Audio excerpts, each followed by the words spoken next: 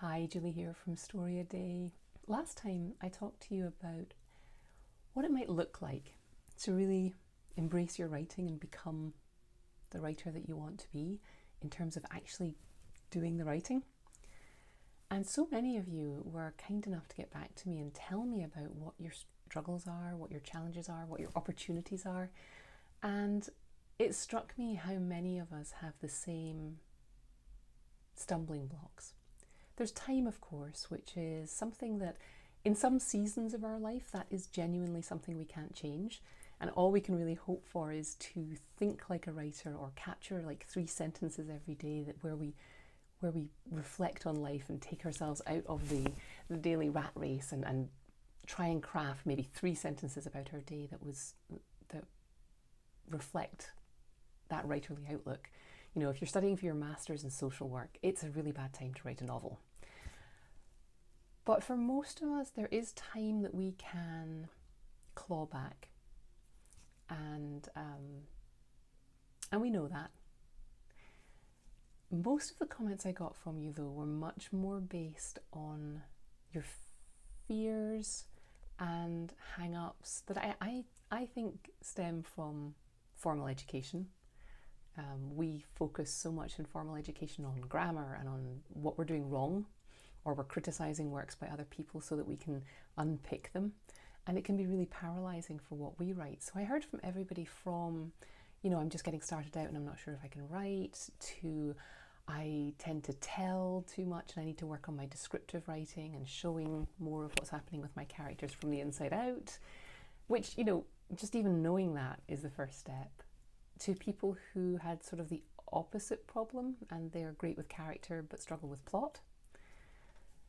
And everybody was so generous in talking about their struggles, and I wish I could, I don't want to breach anyone's confidentiality, but I wish I could show you the discussions and the emails that I received, because we're all in this together and everybody is riddled with insecurities and coming at this with hang-ups and fears, and we all have, it's like that Ira Glass, famous Ira Glass interview, I don't know if you've seen it, most people have, where he talks about the gap between our taste and our ability. And until we've written a lot, we're just really aware of how we're not writing like Dostoevsky or whoever your favorite author is. We tend to compare our first drafts to a master writer's 10th draft that's been vetted by an editor. And that's what part of StoryADay is about. It's about locking off that hang up. It's about giving you a safe space to write lots of first drafts, to play with all of this stuff that you're worried about. Write backstories for your novel, play with character if that's a struggle for you. Focus on plot if that's a struggle for you. And I'm going to take you through during the month, every day. Each prompt will focus on one aspect of storytelling, or it'll focus on an exercise that just is designed to get you writing and get you over that idea that your story has to be good. One of the reasons there is not a place on StoryADay to post your stories is that I quickly realized after the first year of doing this that putting your work out in public before it's ready can really, really stall. The idea that you even have to put your work out there before it's ready can really stall people. There are plenty of people in the StoryADay community who dash off a quick story, post it on their personal blog, and for them that is motivating because they have that accountability and they know that they're going to show their work, and that works for some people. But for a lot of people, the idea of showing your work straight away is kind of like, oh, I have to get it right, I have to make it good, and that takes too much time when you're trying to write a story a day. So I didn't put anywhere on the site for you to post your stories, but if you're the kind of person who likes to post your stories, you can post them on your personal blog. Come over to StoryADay, that daily post, and leave a link in the comments, and people can come and look at your story. The community here is its strongest asset. I am thrilled with the community that's developed here. It's so supportive and encouraging.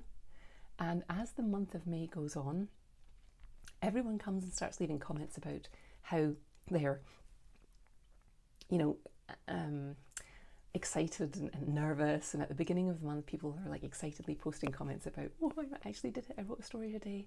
And then as the month goes on, you kind of get to know each other a little bit in the blog comments, or if you're in the Superstars group, you really get to know each other, and everyone's rooting for everyone else. And it's part of creating that identity for yourself as a writer, because when you identify as a writer, you begin to act. I've read this book called Atomic Habits by James Clear, and he talks about the difference between, you know, when you want to change a behavior, you tend to say, well, I have to have these 3 habits before I can be thin or beautiful or a writer. You know, I need to sit down every day and write 2,000 words, and that's going the wrong way. He says you should start from the inside, embrace the identity, and then you start to think to yourself, what if I was the type of person who was a writer, what would my habits look like? You know, if I was a writer, what would I do every day? And the more you start to see yourself as a writer, the more you start to embrace those habits. So if you're hanging out with other people who are doing this challenge, you're inspired by this group of writers, and you feel part of this group of writers, and you start to make that identity shift. And you start to believe that this is something real, and that your habits can then start to support that identity. So again, thank you for being part of this community. Today for you, I have the Creative Challenge Workbook, which I mentioned in the last video. I've broken it up into 3 sections down below, and I'm going to step you through working on it. It's all very well to download a worksheet or a workbook and then have it sit on your hard drive and never do it. I think it helps if you have someone who's walking you through it. So if you set aside maybe half an hour to an hour to go through these videos, maybe half an hour. And you don't need to do them all at once. I broke it up into 3 sections, so you could do it in 3 separate segments of 15 minutes or whatever. And just go through the videos, and I talk you through the kinds of answers you're going to be answering to build up your identity as a writer, to face down some of your fears, and to put some practical steps in place for the challenge, for any challenge, any big writing push that you have. You can come back to this anytime, and I'll talk about each section, and then I'll say pause this video and actually go and write your answers. You can print out the workbook and write the answers on the page, or you can write them in a journal, whatever's happier for you. But I would say do write them.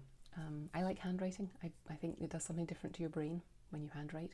It slows you down. It's a physical activity. There's neurology that supports that, you know, things stay in your brain longer when you're handwriting. That's a very dumbed down version of it. But so go and play these videos, pause the video when I tell you to answer the question, listen to the next bit. Just take some time for yourself. Give yourself the gift of this moment to prepare yourself for Story a Day. I'm going to check my notes to see if there's anything else I wanted to say to you. Okay. Oh yeah, one of the things I wanted to say about the community is that it's so diverse. It's one thing to go to a writers group in your local town if you're lucky enough to have one, or to talk to your friends and family about writing. But I know, for example, I'm on a healthy eating kick, and I'm in an online group that supports that. And when I try and do that kind of stuff with my family, we let each other off the hook way too much, because we all like to eat bad things, and you know, we'll celebrate a win by eating a cream cake. You know, it's not that great, but we let each other off the hook because we like each other. In a diverse community like StoryADay, you have people with all kinds of personality types. There are type A's, there are, you know, Gretchen Rubin's upholders and obligers and rebels. We've got every type of person from every walk of life, really, and every income bracket. And I'd like to see us get a little more diverse. It's a lot of, you know, I'd like to spread the word and get us, you know, even more diverse. But you have a lot of different personality types in this community, and you will find people who won't let you off the hook, or people who will encourage you, or people who will deliver what one of my friends used to call a healing slap. So plunging into the community during this challenge is something that I would love to see you do. And I'm going to tell you more about what I did last year. And tomorrow I'm going to come back, or in a couple of days I'm going to come back and tell you about the Superstars program, which I developed last year, which really, really let people double down on that community aspect. And it has been an amazing experience, just forming this group of really close-knit, not personal not, I mean, some of us are friends, some of us don't know anything about each other, but there's just this commitment to writing that has blossomed from that group, which is a really wonderful thing. So I'll tell you more about that in the next video. But meanwhile, go down below, click on the videos of the Creative Challenge workbook, and just take some time, block out the world, go through the exercises, and really build yourself a personalised roadmap for StoryADay May or any other creative challenge. I'll see you back here soon. Keep writing.